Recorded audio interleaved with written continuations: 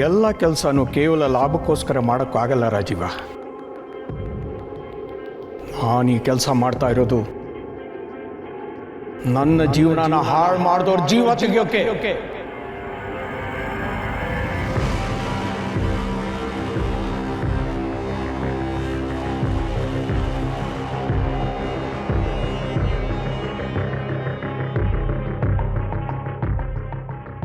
ಏನು ಹೇಳ್ತಾ ಇದ್ದೀರಾ ನೀವು? ನಿಮ್ಮ ಜೀವನ ಹಾಳಾಗಿತ್ತು ಅಂದರೆ? ಹೇಳ್ತೀನಿ ಬಾ. ನಾವು ಅವ್ನ ಆಟಾಡ್ಸ್ಕೊಂಡು ಹೋಗ್ಬೇಕಾದ್ರೆ ನೀನು ಯಾಕೋ ಬಂದೆ? ಬೈಕ್ ಹತ್ರ ಇರ್ಬೇಕು ತಾನೆ?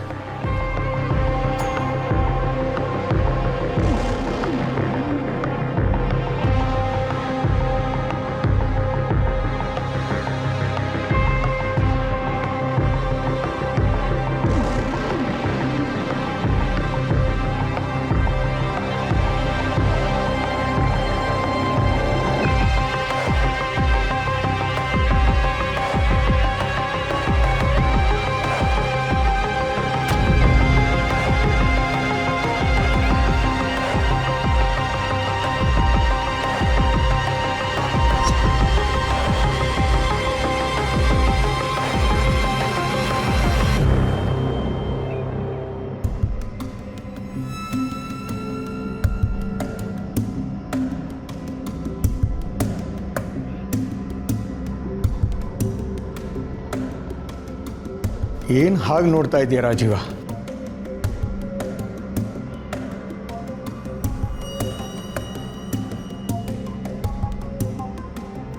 ನನ್ನ ಹೆಂಡತಿ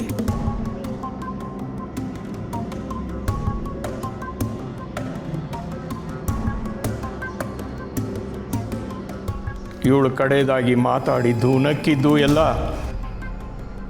ನನ್ನ ಮಗ ಸತ್ತು ಹೋಗಿದ್ದ ದಿವಸ.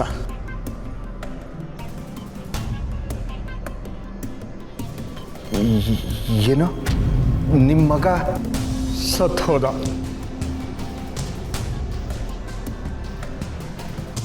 ನನ್ನ ಮಗನ ಸಾವಿಗೆ ಕಾರಣ ಆ ಚಿದಗ್ನಿ ಬಾಯಿ.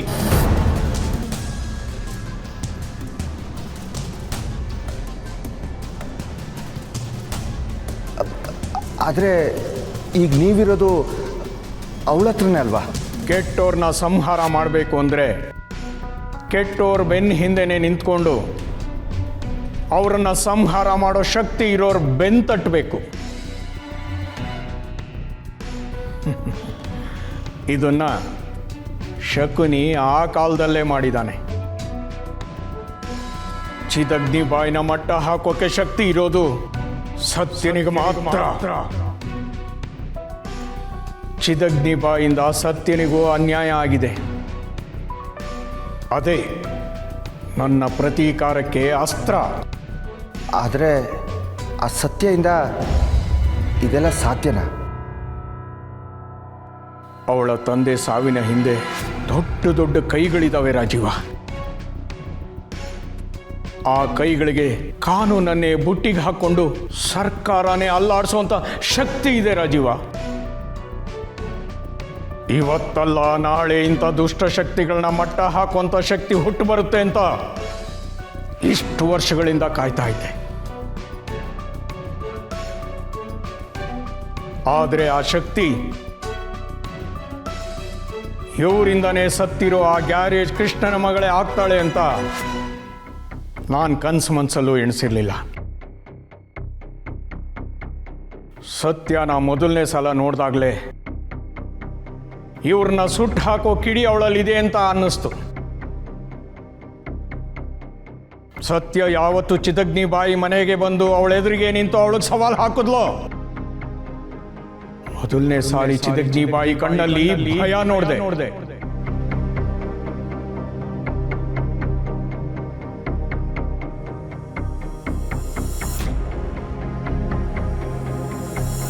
ಅವತ್ತೇ ಡಿಸೈಡ್ ಮಾಡ್ದೆ, ಸತ್ಯ ಅನ್ನೋ ಬೆಂಕಿ ಕಿಡಿಯಿಂದನೇ ಚಿದಗ್ನಿ ಬಾಯಿ ಅನ್ನೋ ದುಷ್ಟರನ್ನ ಸುಟ್ಟು ಹಾಕ್ಬೋದು. ಅದಕ್ಕೆ ಅವಳ ಕೈಯಿಂದನೇ ಬೇಟೆ ಆಡಿಸೋ ಸಂಚು ಮಾಡ್ತಾ ಇದ್ದೀನಿ.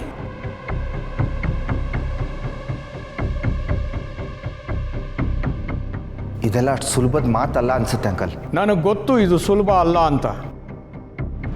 ಆದರೆ ಆಗದೇ ಇರುವಂಥದ್ದಂತೂ ಅಲ್ಲ.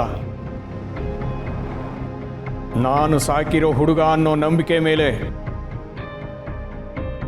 ಇಷ್ಟು ವರ್ಷ ಯಾರ ಹತ್ರನೂ ಹೇಳದೇ ಇರೋ ಸತ್ಯನ ನಿನ್ನ ಹತ್ರ ಹೇಳಿದ್ದೀನಿ ರಾಜೀವ. ಆ ನಂಬಿಕೆನ ಉಳಿಸ್ಕೊಂಡು ನೀನು ನನ್ನ ಜೊತೆ ಇರ್ತೀಯ ಅಂತ ನಂಬಿದ್ದೀನಿ. ಖಂಡಿತ ಅಂಕಲ್.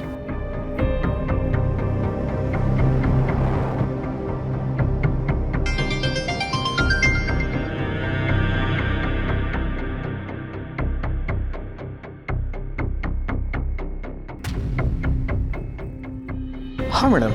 ಶಿವು, ಒಂದು ಅರ್ಜೆಂಟ್ ಕೆಲಸ ಇದೆ, ಆದಷ್ಟು ಬೇಗ ಬಾ. ಸರಿ ಮೇಡಮ್, ಈಗಲೇ ಬಂದ್ಬಿಡ್ತೀನಿ.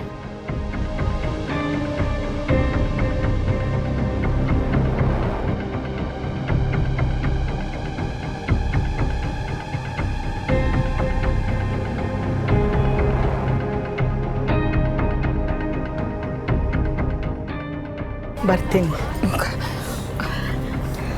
ಮಿಲ್ಗೆ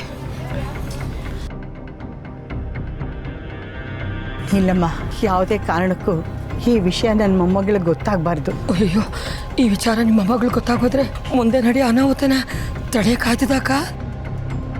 ನನ್ನ ಮಗ ಸಿಕ್ಕಾಕೊಂಡು ಸುಳಿಗೆ ನನ್ನ ಮೊಮ್ಮಗಳು ಸಿಕ್ಕಾಕೊಳ್ಳೋದು ನಂಗೆ ಇಷ್ಟ ಇಲ್ಲ. ಅಯ್ಯೋ, ಹಂಗನ್ಬೇಡಕ್ಕ. ಬರ್ತೀನಿ.